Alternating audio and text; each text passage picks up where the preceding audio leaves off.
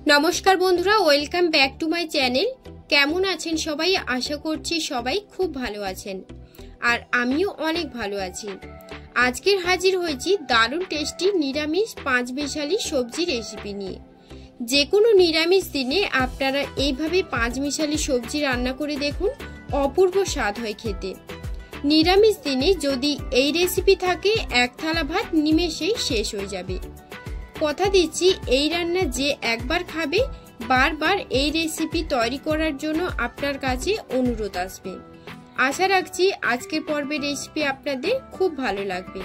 আর যদি রেসিপিগুলো আপনাদের কাছে ভালো লেগে থাকে তাহলে লাইক ও চ্যানেলটিকে সাবস্ক্রাইব করে রাখার জন্য অনুরোধ রইল। পাঁচ মিশালি সবজির জন্য নিয়েছি ঝিঙে, আলু, কুমড়ো, বেগুন আর নিয়েছি পুঁই ডাঁটা আর পুঁই ডাঁটার পাতা নিয়েছি একদম কচি আর নিয়েছি লাল শাকের ডাঁটা আর নোটে শাক। তবে আপনারা যে কোনো শাক নিয়ে করতে পারেন।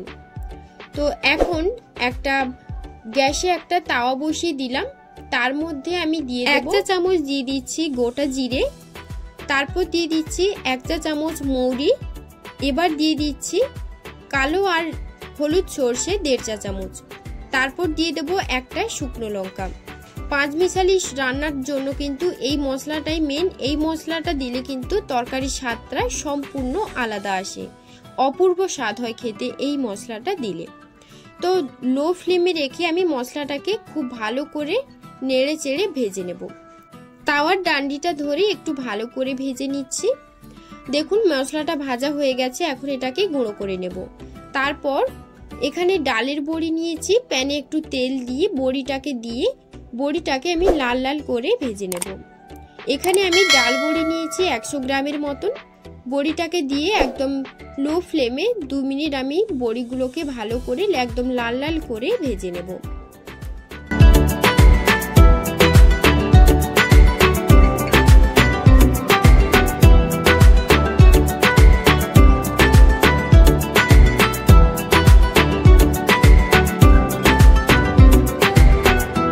দেখুন বড়িটা আমার একদম লাল লাল করে ভাজা হয়ে গেছে, এখন একটা প্যানে তুলে নেব। তারপর রান্না করার জন্য একটা কড়াই বসিয়ে দিয়ে তার মধ্যে দিয়ে দেব বেশ কিছুটা পরিমাণে সাদা তেল, আপনারা চাইলে সর্ষের তেলও দিতে পারেন। এরপর একটা শুকনো লঙ্কা ফোড়ন হিসেবে দিয়ে দিলাম, তারপর 5 ফোড়ন আর কিছুটা পরিমাণে হিংও দিয়ে দিলাম। হিং আপনাদের কাছে যদি না থাকে তাহলে দেওয়ার প্রয়োজন নেই। এবার সুন্দর একটা ফোড়ন থেকে ভালো করে সুন্দর একটা গন্ধ ছাড়তে শুরু করলে তখন আমি সবজিগুলোকে এক এক করে দিয়ে দেবো। প্রথমেই কুমড়ো, আলু, তারপর বেগুন আর ঝিঙেটাকে দিয়ে দেব। আপনারা চাইলে আরো অনেক রকম সবজি থাকে সেগুলো কিন্তু নিয়ে করতে পারেন, তবে আমি গাজর বিনসটা আমি একটু পরেই দেব। তো দেখুন সমস্ত কিছু দেওয়া হয়ে গেছে। এবার আমি লবণ, হলুদের গুঁড়ো আর দিয়ে দিচ্ছি 1.5 চা চামচ পরিমাণে গ্রেট করা আদা। তো দেওয়ার পর একটু সবকিছু ভালো করে মিশিয়ে নেব।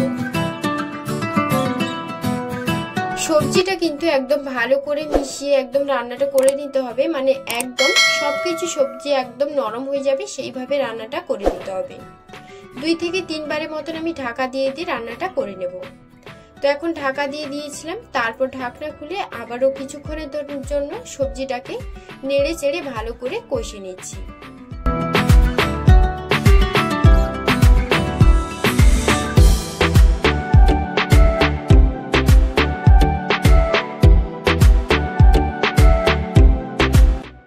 দুইবারের মতন আমি সবজিটাকে ঢাকা দিয়ে সেদ্ধ করে নিয়েছি। এখন আমি কেটে রাখা পুঁই শাক, নোটে শাক, লাল শাক সবকিছু আমি একসাথে দিয়ে দেব।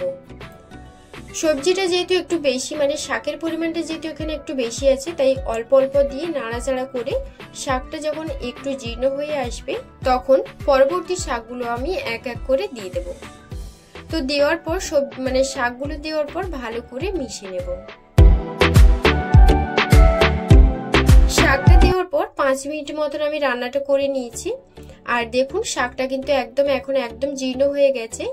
এবার আমি দিয়ে দেব কিছুটা পরিমাণে কাঁচা ছোলা আর দিয়ে দিচ্ছি ভেজে রাখা বড়িগুলো। যেহেতু বড়িটা অনেকটাই শক্ত তার জন্য আমি আগে থেকেই বড়িটা দিয়ে দিলাম, তবে আপনারা চাইলে রান্না নামানোর কিছুক্ষণ আগে বড়িগুলো দিয়ে দিতে পারেন। দেওয়ার পর সবকিছু ভালো করে মিশিয়ে নেব।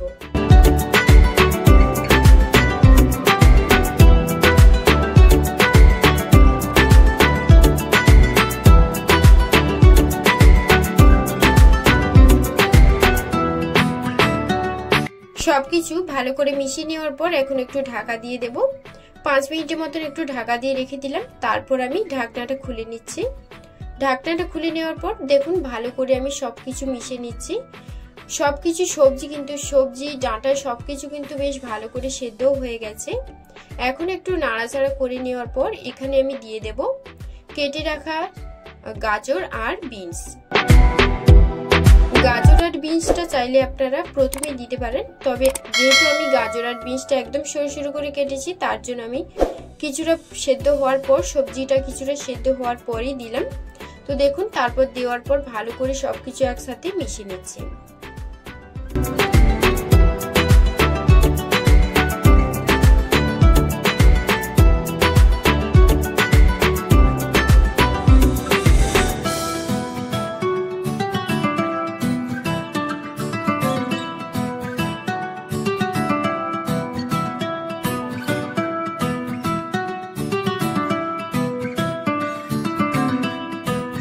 ঢাকা দিয়ে আমি সবজিগুলো কিন্তু একদম ভালো করে সেদ্ধ করে নিয়েছি আর ডাঁটাগুলো দেখুন একদম ভালোভাবে সেদ্ধও হয়ে গেছে।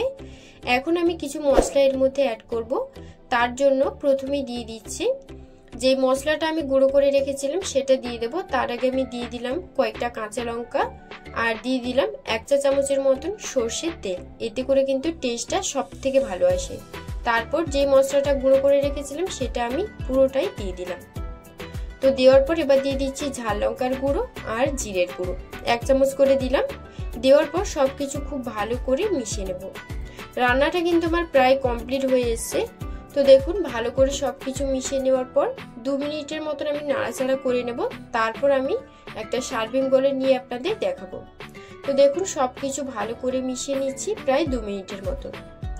লো ফ্লেমে রেখে আমি সবকিছু ভালো করে মিশিয়ে নিয়েছি। তারপর আমি স্বাদের জন্য দিয়ে দিচ্ছি 1 চা চামচ পরিমাণে চিনি। এতে করে টেস্টটা কিন্তু আরো ভালো আসে। তো দেওয়ার পর সবকিছুকে কিন্তু খুব ভালো করে মিশিয়ে নিচ্ছি।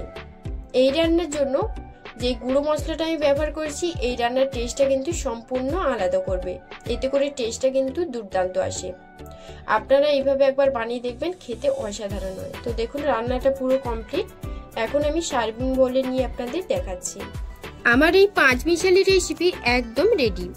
সার্ভ করার জন্য কতটা লোভনীয় দেখতে লাগছে একবার দেখুন। খেতেও কিন্তু দুর্দান্ত হয়।